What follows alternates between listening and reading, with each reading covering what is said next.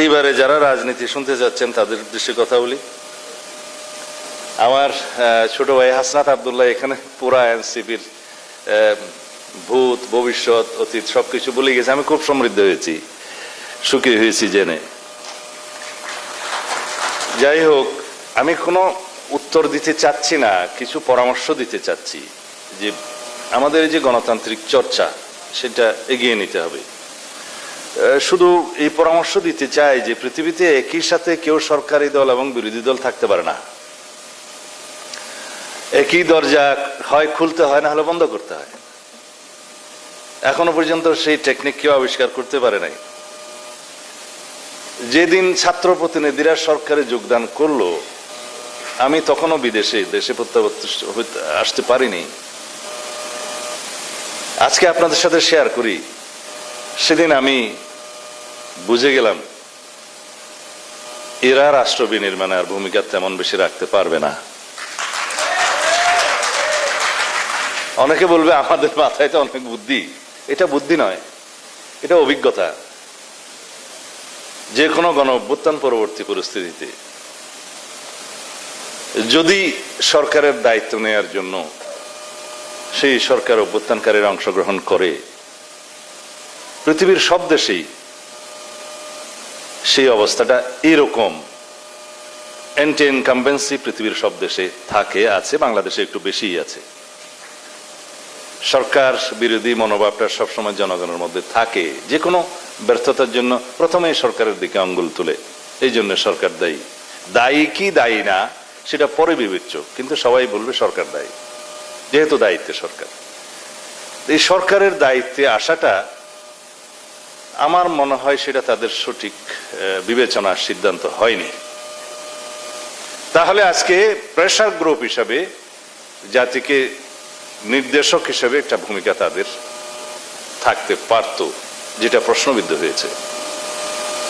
এখনো তারা ছাত্র প্রতিনিধি হিসেবে যারা সরকারে বসে আছে, প্রতিদিনই তাদেরকে লায়াবিলিটি কাঁধে নিতে হচ্ছে, হবে। যাই হোক, ওদেরকে আমি সরে আসার জন্য আহ্বান নিজেরা জানালে তো হবে না, তাগিদটা নিজেদেরকে নিতে হবে।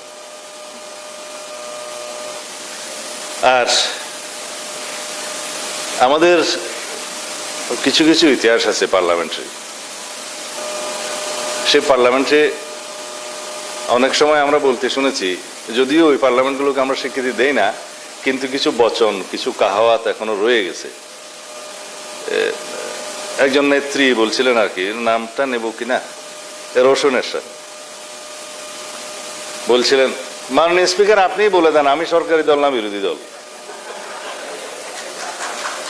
এইরকম কোন চর্চা যেন আমরা ভবিষ্যতে না দেখি। বিরোধী দল সেটা যত সংখ্যা কম হোক, বিরোধী দলের একটা বিশেষ গুরুত্ব পার্লামেন্টে থাকে। সেটা 5 জনের হোক, 10 জনের হোক, 50 জনের হোক, 100 জনের হোক, বিরোধী দল বিরোধী দল। কালকে কয়েকটা সমাবেশ হয়েছে সারা দেশে, বিভিন্ন বিভাগ পর্যায়ে। এটা পত্রিকায় আজকে হেডলাইন দেখলাম, কোথাও বলছে বাংলাদেশ জামাত ইসলামী সরকার গঠন করবে, বিএনপি বিরোধী দলে যাবে। তো ভাই সব আপনারা কি নির্ধারণ করে দিয়েছেন বিএনপি বিরোধী দলে যাবে নাকি জনগণ করবে? কিন্তু আমার জবাবটা এখানে সেরকম না। আমার জবাব হলো, আপনারা যখন এত বেশি কনফিডেন্ট হলেন, আত্মবিশ্বাসী হলেন যে সরকারি দল হবেন, তাহলে নির্বাচন না আসেন না কেন? আজকে এই বাহানা, কালকে এই বাহানা, পরশু এই বাহানা দিয়ে নির্বাচনকে বাধাগ্রস্ত করতে চাচ্ছেন কেন? উদ্দেশ্য কি সেটা তো আমরা জানি, আরো একটু কিছুদিন পরে বলবো। কাদেরকে নিয়ে আপনারা আন্দোলন করছেন এখন যুগপথের সঙ্গে, সেটা জনগণ দেখছে। তাদের মধ্যে একটি দল আছে, আমি নাম নিলে তো আবার অসুবিধা, 2024 সালের 7ই জানুয়ারি আমিডামি নির্বাচনে অংশগ্রহণ করেছিল। মার্কাটা বলতে পারি না? না, আচ্ছা, আপাতত এটা থাকলো, কারণ 7টা দলের মধ্যে আপনারা নাম খুঁজে নেবেন। তারা যদি যুগপথের সঙ্গে হলে নিষ্পাপ হয়, তাহলে বাকি যারা 28টা দল দামি দামি নির্বাচনে আওয়ামী লীগের সঙ্গে হয়েছিল, তারা কি মহাপাপী? মানে আপনাদের সাথে সঙ্গী হলে যুগপথের তাদের কোনো পাপ নাই, এই নীতি সঠিক নয়। আর আপনারা কি বাতাসের কথা বললেন, তো যারা 2024 সালের নির্বাচনে তারা অংশগ্রহণ করার সুযোগ হয় নাই, কিন্তু তার আগের সব নির্বাচনে যারা হাত পাকা দিয়ে বাতাস করেছে তারাও সঙ্গী। তাদের সম্পর্কে আমি বললাম বলে আমার উপর মহা আক্রমণ। কিন্তু সবাই এক এক রায় এক এক রকমের দাবি নিয়ে আন্দোলনে যেতে পারেন, গণতান্ত্রিক অধিকার আছে। তা আমরা বলছিলাম যে বিষয়গুলো এখনো আলোচনার টেবিলে নিষ্পত্তি হওয়ার অপেক্ষায়, সেই জন্য অতিরিক্ত চাপ প্রয়োগ করার জন্য কি আপনারা রাস্তায় গেলেন? তো সেই চাপকে আবার বাতাস শূন্য করার জন্য আমাদেরকেও তো যেতে হবে রাস্তায় আন্দোলনে। সেটা কি আমরা এখন চাই? কারণ আমরা আলোচনার টেবিলে নিষ্পত্তি চাই। কারণ বাংলাদেশের গণতান্ত্রিক সংস্কৃতিতে অনেক পরিবর্তন হয়েছে। আমরা চর্চার মধ্য দিয়ে আছি রাজনৈতিক সংস্কৃতির, সেই চর্চা করতে করতে আমরা এইটাকেই ধারণ করব। আমরা ঐক্যবদ্ধ থাকবো জাতীয় ইস্যুতে, দেশের স্বার্থে ইস্যুতে, স্বাধীনতার সার্বভৌমত্ব গণতন্ত্রের ইস্যুতে, যে কোনো জাতীয় বিষয়ে আমরা ঐক্যবদ্ধ থাকব। কিন্তু গণতান্ত্রিক চর্চায় আমাদের মধ্যে বাহাস হবে, মতভিন্নতা হবে, বহুমত পোষণ করব, কিন্তু সেটা নিষ্পত্তি হবে আলোচনার টেবিলে। আলোচনার টেবিল এবং আন্দোলন দুইটা যদি একই ইস্যুতে হয় তাহলে এটাও স্ববিরোধিতা। কেউ বলছেন পিআর চাই, ঠিক আছে, পিআর যদি চাইতে হয় সেটা তো ডিসাইড করবে জনগণ। আমরা কে কয়টা রাস্তায় মিছিল করলাম, বিভাগীয় পর্যায়ে কে কয়টা সভা করলাম, 1000-2000 লোক নিয়ে মিছিল করলাম, তাতে কি পিআর প্রতিষ্ঠিত হয়ে গেল? আপনারা নির্বাচনী ইশতেহারে আপনাদের দাবিগুলো উল্লেখ করে নির্বাচনে আসুন। জনগণ যদি আপনাদের পক্ষে রায় দেয়, ইশতেহারের পক্ষে রায় দেয়, আপনারা সেটা বাস্তবায়ন করবেন। এটাই তো গণতান্ত্রিক রীতি। আর কেউ বলছেন এই সনদের আইন আনুক, আইনি ভিত্তি যদি না দেয়, তার ভিত্তিতে নির্বাচন না হয়, তাহলে নির্বাচনে যাবে না, ইত্যাদি ইত্যাদি। তা আইনি ভিত্তি দেওয়ার সমস্ত কলা কৌশল নিয়েই তো আমরা আলোচনায় আছি। সমস্ত রকমের বিশ্লেষণ আমরা করেছি, অনেকে তাদের দাবি দিয়েছে, প্রস্তাব দিয়েছে, বিশেষজ্ঞ কমিটি দিয়েছে, আমরা সেটার উপরে কথা বলছি। এবং কোন পদ্ধতি অবলম্বন করলে ভবিষ্যতে সাংবিধানিক জটিলতা হবে না, আইনানুগভাবে নির্বাচন করতে পারবো, সেই বিষয়ে আমরা মতামত দিয়েছি। আসুন, আমরা বিচার বিভাগের মতামত নেই। কারণ দিন শেষে এটার ইন্টারপ্রিটেশনের জন্য, বৈধতা অবৈধতা যাচাইয়ের জন্য তো সেই বিচার বিভাগের কাছেই যাবে। রাষ্ট্রে আইন প্রণয়ন করে আইন বিভাগ, সেই আইনটার উপর ভিত্তি করে বিচার করে বিচার বিভাগ, সেই আইনটার বা বিচার বিভাগের সিদ্ধান্ত বাস্তবায়ন করে প্রশাসন। এবং আমি এখন আর্টিকেল বললে অনেকে শেকায়েত করে, তারপরে বলছি বিচার বিভাগের সিদ্ধান্ত বিভিন্নভাবে সংবিধানে বলা আছে কিভাবে কিভাবে মান্য করতে হবে। ফান্ডামেন্টাল রাইটস এর ক্ষেত্রে আর্টিকেল 26-এ বলা আছে এইভাবে কিভাবে সংবিধানের ধারাগুলো বাস্তবায়িত হবে। আমরা সবাই আর্টিকেল 102 সম্পর্কে সবাই জানি, বাংলাদেশের আম জনতা জানে যে রিটের ক্ষমতা, যে কারো মৌলিক অধিকার ক্ষুণ্ণ হলে এটা আর্টিকেল 44 অনুসারে ক্ষমতা দেয়া আছে। আর্টিকেল 102 অনুযায়ী যে কোনো নাগরিক বিচার বিভাগের কাছে যাবে এবং বিচার বিভাগ সেই বিষয়ে বিচার করবে।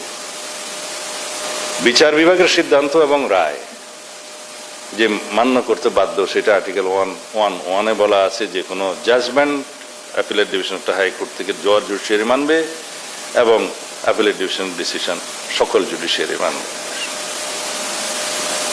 এই বিষয়গুলো কেন দেয়া আছে? যদি এটা মান্য না হয় জুডিশিয়ারির সিদ্ধান্ত, তাহলে রাষ্ট্রের নৈরাজ্যের সৃষ্টি হবে, সেই রাষ্ট্র থাকবে না।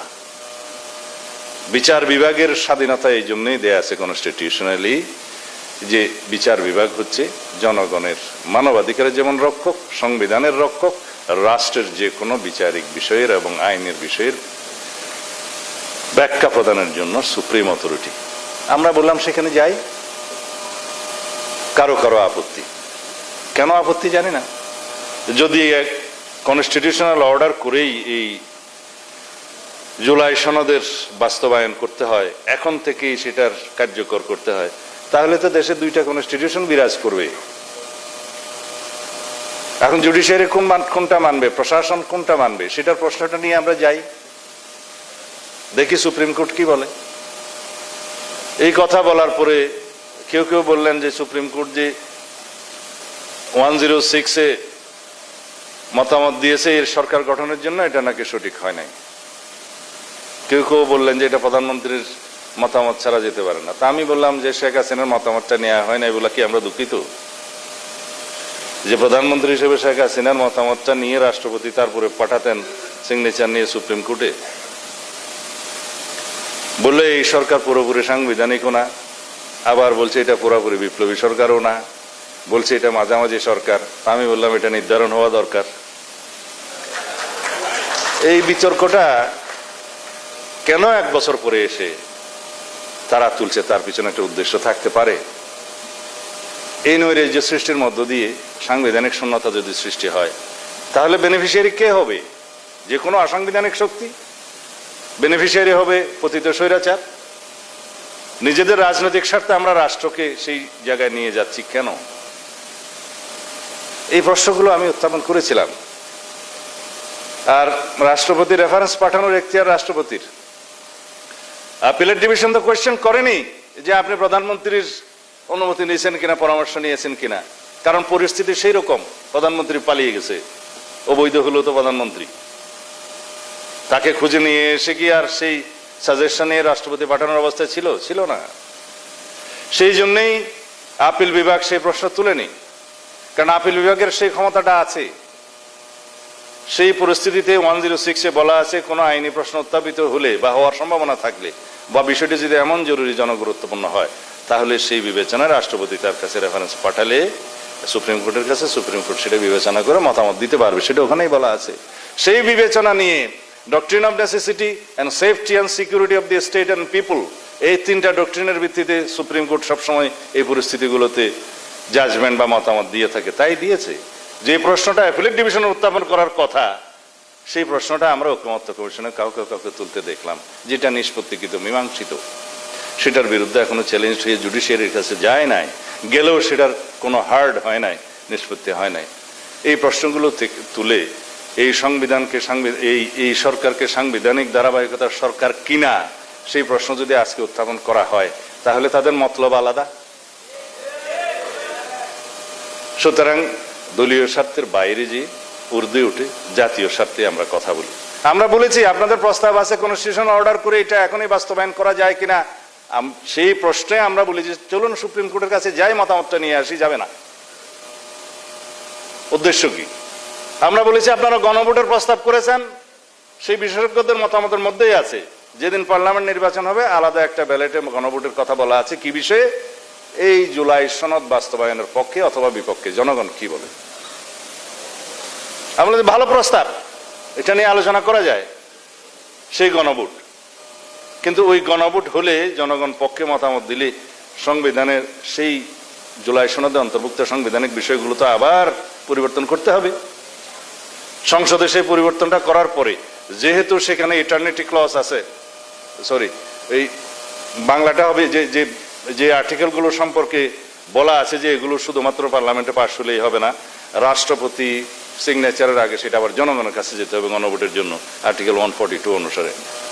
সে বিষয়গুলো ওখানে থাকবে, বিদায় আবার একটা গণভোট দিতে হবে, মানে এই জাতি ভোটের মধ্যেই থাকবে। কিন্তু ওই গণভোটটা আমাদের করতেই হবে, বিকজ সংবিধানের সেই পরিবর্তনগুলো শুধুমাত্র সংসদে হলেই হবে না, সেটা গণভোটের মাধ্যমে জনগণের জায়েজ করতে হবে, লেজিটিমেসি নিতে হবে।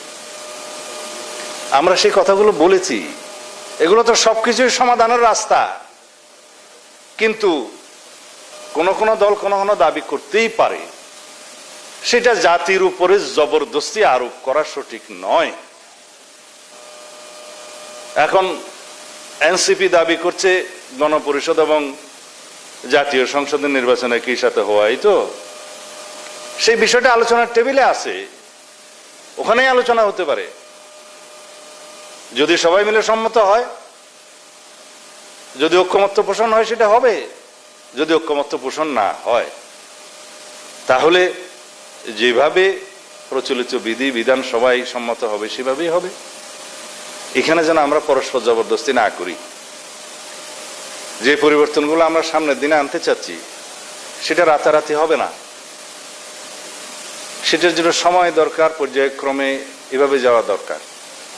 একটা গণতন্ত্রবিহীন অবস্থা থেকে আমরা যে জায়গায় আসতে পেরেছি, ইনশাআল্লাহ এই গণতান্ত্রিক সংস্কৃতির চর্চার মধ্য দিয়ে আমরা একটা শক্তিশালী গণতান্ত্রিক রাষ্ট্র বিনির্মাণ করতে পারবো, আমরা শহীদের প্রত্যাশা পূরণ করতে পারবো, আমরা জনপ্রত্যাশা পূরণ করতে পারবো, আমাদের যে আকাঙ্ক্ষা আছে একটা বৈষম্যহীন সাম্যভিত্তিক ন্যায় বিচার ভিত্তিক রাষ্ট্র প্রতিষ্ঠার, সেই আকাঙ্ক্ষা আমরা পূরণ করতে পারবো।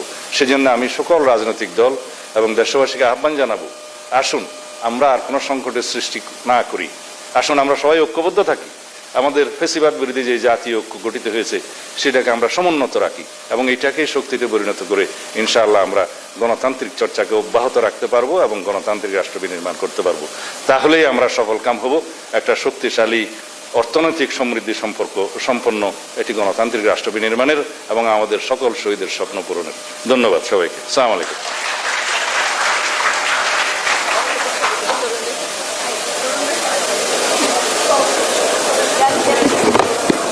কোথায়